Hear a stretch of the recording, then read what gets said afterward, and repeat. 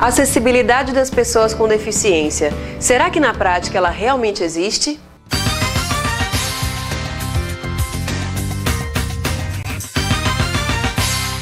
A acessibilidade representa para o usuário o direito de eliminação de barreiras arquitetônicas, disponibilidade de comunicação, de acesso físico a equipamentos e programas adequados de conteúdo e apresentação da informação, que muitas vezes não são disponibilizados plenamente pelo Estado, como você confere agora na matéria.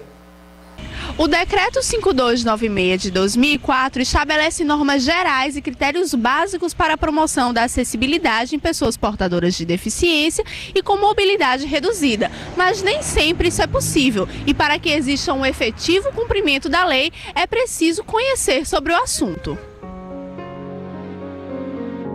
Para que o edifício público ou privado esteja em condições de acessibilidade plena, se torna necessário prestar atenção em algumas características de adaptação, como: as portas devem ter no mínimo 80 centímetros de vão livre, ter maçanetas do tipo alavanca, devem existir uma área resistente ao impacto eventualmente provocado por cadeira de rodas, entre outras modificações previstas na lei.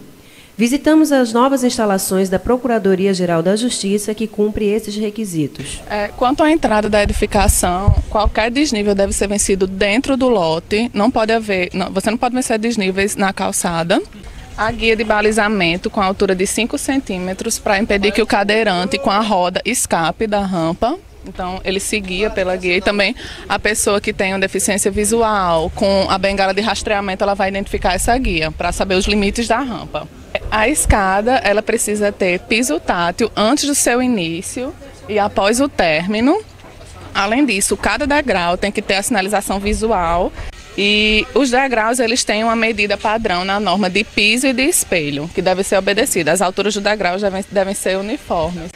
Iniciando no banheiro, a gente precisa da porta com a maçaneta do tipo alavanca, que ela melhora a empunhadura da pessoa que tem algum tipo de deficiência.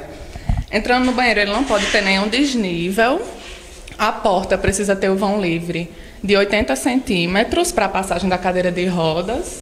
No sanitário, ele tem que estar com a altura de 46, que é mais ou menos a mesma altura da cadeira de roda, para facilitar a transferência. Aqui precisa do espaço de 80 por 1,20 para poder se posicionar a cadeira de roda.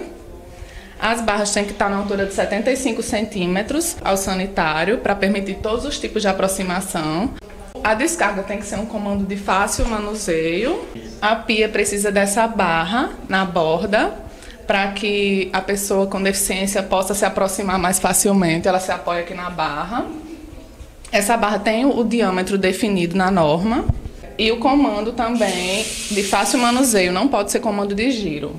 Além disso, sabonete, papeleira, tudo isso tem que estar na altura entre 80 e 1,20. Bem, nós já atuamos tanto preventivamente como repressivamente. Preventivamente, na área de pessoas com deficiência, a gente trabalha com campanhas, com esclarecimentos, com projetos e, de forma repressiva, a gente vem chamando as repartições públicas, os órgãos públicos e também privados de uso coletivo ou até mesmo privados em termos de calçada, chamando a responsabilidade quanto às exigências legais em matéria de acessibilidade.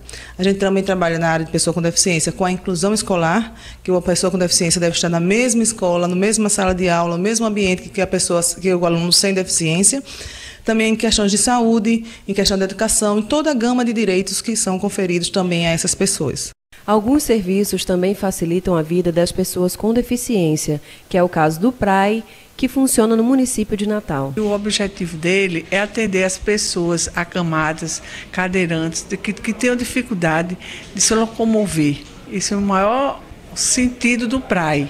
Mas nós temos uma aceitação de qualidade de 99%, diga-se sem ter medo de estar errando, porque eles realmente se sentem muito gratificados, porque essa equipe que faz essa condução, eles são pessoas treinadas, capacitadas e que têm se torna uma boa relação entre o paciente e esse condutor. Mesmo assim, para quem vive a situação na prática, afirma que o programa é insuficiente. O que a gente tem uma demanda muito grande de usuário, certo?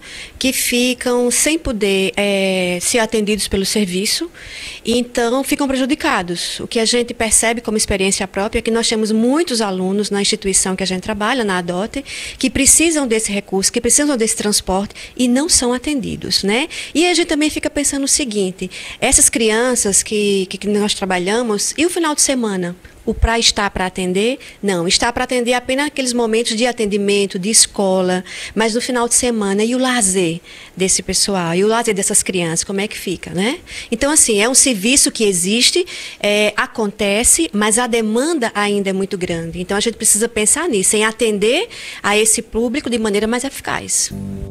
Detalhes que para a maioria são insignificantes, como atravessar a rua e subir calçadas, para as pessoas com deficiência fazem toda a diferença.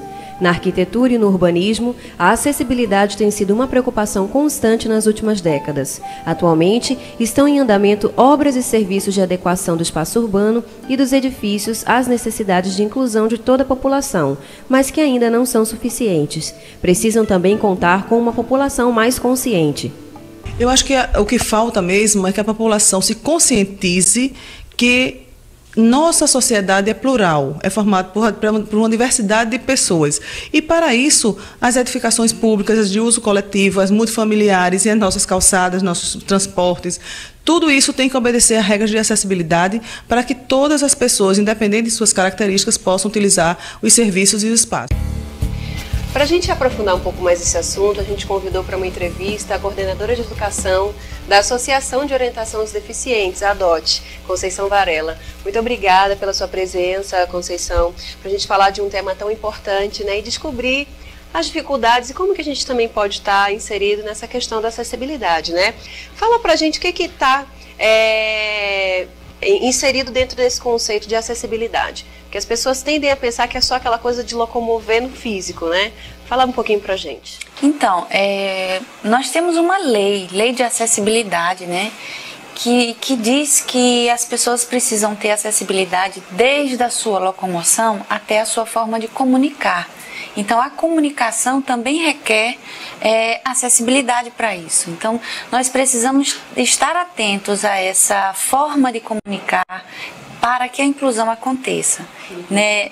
Na escola, por exemplo, a gente precisa dar acessibilidade aos objetos, aos equipamentos, para que a criança tenha acesso, né, ao saber sistematizado, ao que é proposto pela escola. E isso vai favorecer a inclusão escolar. Na rua, por exemplo, para que ela chegue até a escola, ela precisa também de ter acesso pelas vias urbanas, pela calçada, ao transporte público. Há um tempo atrás, não existia, vamos dizer assim, tanta legislação voltada para essa questão, né? Foi uma coisa mais de evolução, um progresso. E a legislação atual, ela é suficiente para poder, na verdade, suprir todas as necessidades que essas pessoas têm? Toda lei, ela é fundamental para que a gente consiga alcançar os objetivos a que essa lei se propõe. Mas eu acho que tem alguma coisa que vem antes dessa lei, que é a formação cidadã, a formação que a universidade dá, a formação que a escola dá e a formação das atitudes e dos valores que cada família também dá. Então, assim, são coisas muito pequenas que às vezes a gente não percebe, mas um exemplo assim bem simplório, parar na vaga de pessoas com deficiência, né? Tem lá a marcação, a sinalização horizontal de que aquela vaga é para pessoas com deficiência. Aí você vai num shopping, tem lá um carro parado. Você não encontra a pessoa com deficiência parada ali. Então, quem é que vai fiscalizar isso? A gente sabe que existe a lei, a gente sabe que aquele lugar é para as pessoas com deficiência pararem, para ficar próximo à entrada, enfim. Mas se ninguém fiscalizar, nós, cidadãos, assim, pessoas comuns, se a gente não estiver atento a quem está parando ali, a coisa pode ter a lei que tiver, também não funciona. Que não vai funcionar. Em relação a investimentos, né, na área de acessibilidade, tanto do público como do privado, você acha que é suficiente? Nunca são, né? Mas eu volto mais uma vez para a questão da formação. Quem são esses engenheiros e esses arquitetos que estão sendo formados para fazerem esses projetos de prédios, né? Enfim, de projetos arquitetônicos? Eles têm essa disciplina, acessibilidade? na sua estrutura curricular obrigatória? Eles não têm. Até há uns 3 anos atrás, até onde eu sabia, essa disciplina de acessibilidade para os cursos de engenharia e arquitetura eram disciplinas optativas. Então, que formação é essa que essas pessoas estão tendo para que elas tenham a consciência de que os projetos que elas vão desenvolver deverão ser também acessíveis a qualquer pessoa? Porque hoje eu não tenho nenhuma dificuldade de locomoção, mas amanhã eu posso ter. Inclusive, assim, um dos dados que reflete no grau baixo, por exemplo, de participação dessas pessoas com deficiência no mercado de trabalho tem a ver com isso, com a questão da acessibilidade. Não é e mesmo? Aí, desde a escolarização, né? Porque como ela tem dificuldade de chegar até a escola, ela vai ter dificuldade em ter uma escolarização que atenda ao que o mercado exige. Mas esse investimento, ele é muito difícil, ele é caro? Como é que é essa coisa dos custos mesmo para a questão da acessibilidade? Eu não sei lhe precisar valores assim, mas eu acho que não deve ser barato, né? Um elevador, eu sei, um elevador, uma plataforma elevatória, aquelas que são colocadas em prédios públicos que não têm projetos específicos para ter um elevador, elas são caras, né? Mas assim, existe, eu acho que um custo-benefício muito grande. O que acontece hoje é que os projetos eles não são feitos com essa visão. Muitas vezes eles são feitos, depois vem o Ministério Público, fiscaliza, vê que não tá legal e vai exigir que você coloque. Então é muito mais caro você fazer de novo, né? Fazer depois e fazer de novo. Entendo. Desde o início do programa, assim, a gente falou muito sobre a questão de formação, né? Como é que a sociedade hoje se comporta frente aos deficientes, né? Pessoas com deficiências? Como é que pode haver uma integração? Como é que esses deficientes se sentem em relação a esta sociedade? Como é que é essa realidade hoje, baseado na sua experiência lá na ADOT? A gente tenta trabalhar na formação integral desses sujeitos que estão ali, né? Não apenas trabalhar conteúdo de português, de matemática, de história e de geografia na sala de aula, mas trabalhar na perspectiva de formação desse sujeito de maneira integral. Que ele perceba a necessidade de respeitar, de ser colaborador, né? E nós temos práticas colaborativas na escola que vão favorecer essa formação do respeito ao outro, da harmonia, da união. Então, assim, se as escolas, de uma maneira geral, tiverem esse princípio nos seus projetos políticos pedagógicos, eu acho que a gente vai ter uma sociedade mais justa, né? Não diria igual, mas mais justa, porque a justiça, o respeito ao outro, né? O respeito às diferenças, inclusive, são aspectos extremamente importantes para serem discutidos desde a educação infantil, na sala de aula, na escola. E o olhar daqueles que, por exemplo, não têm deficiência, né? A gente teve uma experiência, inclusive foi o que gerou esse programa da nossa produtora, que viu uma situação de um deficiente que estava realmente precisando ali da paciência das pessoas que não tinham, teoricamente, deficiência, e as pessoas muito irritadas, devido à demora. Como é que é isso hoje? As pessoas que não têm deficiência, o olhar dessas pessoas para as que têm deficiência, por exemplo? Também é outra coisa que a gente trabalha, né? Lá na escola Madre Fitzbah, na ADOT, nós temos um número de 20 alunos por sala, e desses 20 alunos a gente procura não fazer acolher, né, dentro da perspectiva de inclusão, acolher pessoas com deficiência e pessoas sem deficiência.